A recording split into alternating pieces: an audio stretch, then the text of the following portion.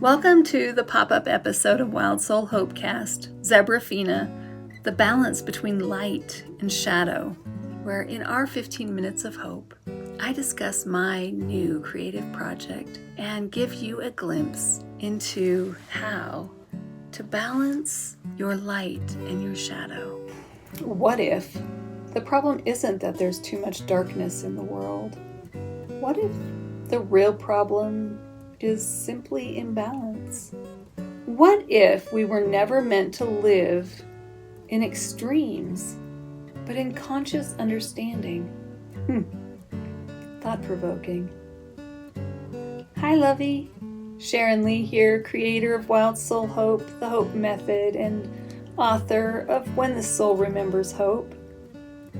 I continually help people bring clarity to chaos through hope and unconditional love, moving you from survival into sovereignty, from fragmentation back into your remembrance, from performance back into truth. I want to thank you for joining me again for today's 15-minute conversation about hope as we harness optimal positive energy together. And today is a little different. We're talking about something new. Zebraphina, the balance between light and shadow. This is something that came through, not as a concept, but more as an experience. But before we get started, let's do what we do here. Let's take a few seconds and regulate so you can radiate. As we take a breath together, place your hand on your heart and one on your belly. Inhale through the nose. 2, 3, 4. Hold. 2, 3, 4, 5, 6. And exhale through the mouth. 2, 3, 4, 5, 6. Again, gently inhale. Hold. Exhale. There's nothing that you need to prove right now. Nothing you need to fix. Even if the sink is overflowing and there's toothpaste on the floor and somebody forgot to flush the toilet, just be here. That can wait. Last month I had a dream. I'm a big dreamer. I dream a lot. I was standing in front of what felt like many nations, not a particular place per se, not just one group. It felt something akin to the United Nations. It felt like humanity and the universe converging together, and there was every imaginable species of being you could think of, lining tables all around. But there was this question in the air, not spoken out loud, but deeply felt. The question was, what is happening to us? And as I stood there, I realized something. What we're seeing in the world is not just external, it's internal. Because what I saw was not just darkness growing. It was imbalance. There was pain, unprocessed, of course, turning into disconnection, turning into harm. But what surprised me was that it wasn't just darkness. There was also too much forceful light. Light that tried to override truth. Light that bypassed pain. Light that said, just be positive, without understanding what needed to be felt, what needed to be healed, what needed to be seen. And in that moment, there was this knowing. Too much darkness turns everything to ash. Too much light burns the soil and dries up all the water that sustains life.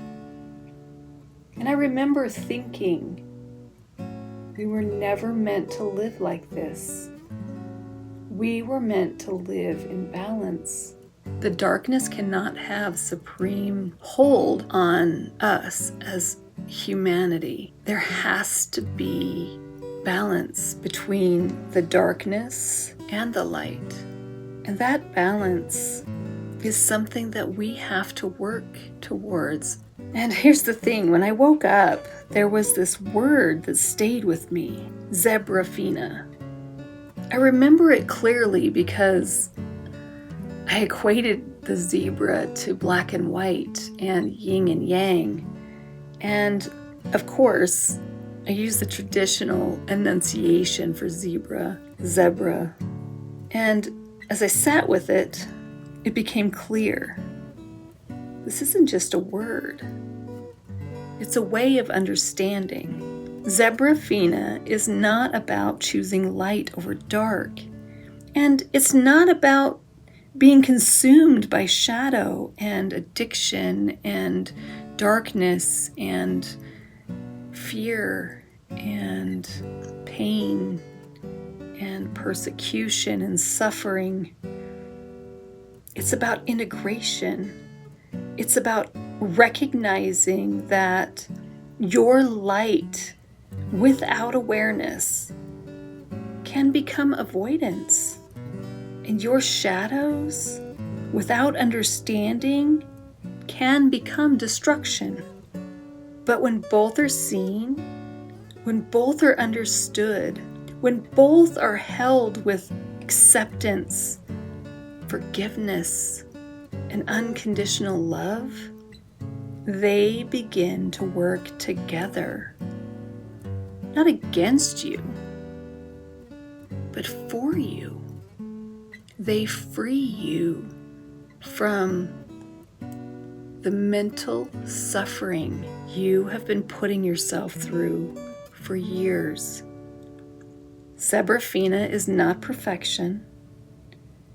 It's not about being fully healed. It's not even about always being calm, kind, or grounded. It's about being honest.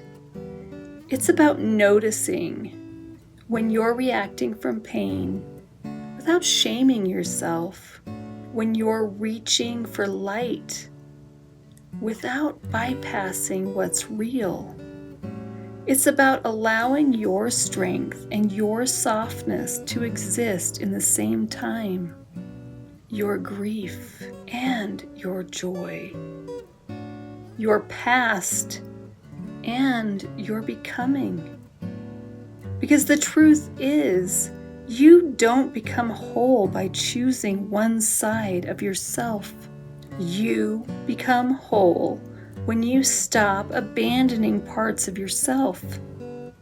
So what does this look like in real life? Well, I'm going to be explaining it in my book, but I also want to be giving you something in this podcast today. It looks like pausing when you feel triggered and asking yourself the simplest of questions. What part of me is asking to be seen in this moment? It looks like choosing not to react immediately, but to understand both sides of the coin. It looks like allowing yourself to feel deeply without letting those feelings control your actions. It looks like holding yourself accountable without losing compassion. This is the work. Not becoming perfect, but becoming aware. Not eliminating your shadow, but learning how to walk with it without letting it lead all of your decisions. And this is where hope becomes embodied. Because as you harness, you begin to notice your patterns, your reactions, your internal state without judgment. As you choose what is optimal, you choose responses that support your nervous system, not just your ego or even your conditioning. And as you embrace positive, you notice that positive stops being forced happiness and becomes truth, presence, and aligned joy. And you bring your energy back to the level it belongs, because your energy is allowed to stabilize, especially when you're no longer living in extremes, because you're living in embodied awareness. Zebraphina is not something you chase. It's something you allow. It's the moment you stop trying to be only your best self and start understanding your whole self, your entire self. You're ugly and you're pretty. It is the easiest concept to wrap your head around.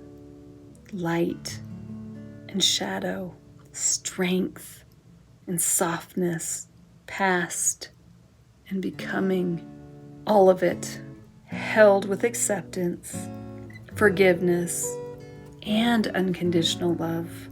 So, if you've been feeling the weight of the world or the weight within yourself, maybe the answer isn't to push harder toward the light or to get lost in the darkness. Maybe it's to come back into balance. You're not broken. Well, you might be, but you're learning how to hold more of yourself without losing yourself. You might feel like you're broken, but I want to challenge you to think that you are learning how to hold more of yourself without losing yourself. If this resonated with you, it is just the beginning. You can go deeper inside the Hope Method and When the Soul Remembers Hope. And these books are available on my author page. They are currently available in over 28 countries and multiple bookstores and libraries throughout the country and, well, throughout the world, really. I've also created additional practices for you on my author page. Link is in the bio, or you can go to www.wildsoulhope-authorpage.com. And I want you to know you don't have to navigate this season all alone. And be watching for more about Zebraphina. It's going to be published very soon. I'm working on getting testers to read it. And if you're interested or called to read this book pre-publication, please send me an email through my author page, or you're welcome to go to any of my social pages and just leave me a comment, and I'll see if there are any slots available. The slots are burning up fast, so get on the bandwagon. Let's get this book to publication as soon as we can. It's some fantastic information. This has been your Wild Soul HOPEcast, 15 minutes of hope, where we find clarity in the middle of truth. And I want you to always remember, sometimes all you have left is hope. Sometimes hope is enough. Talk soon.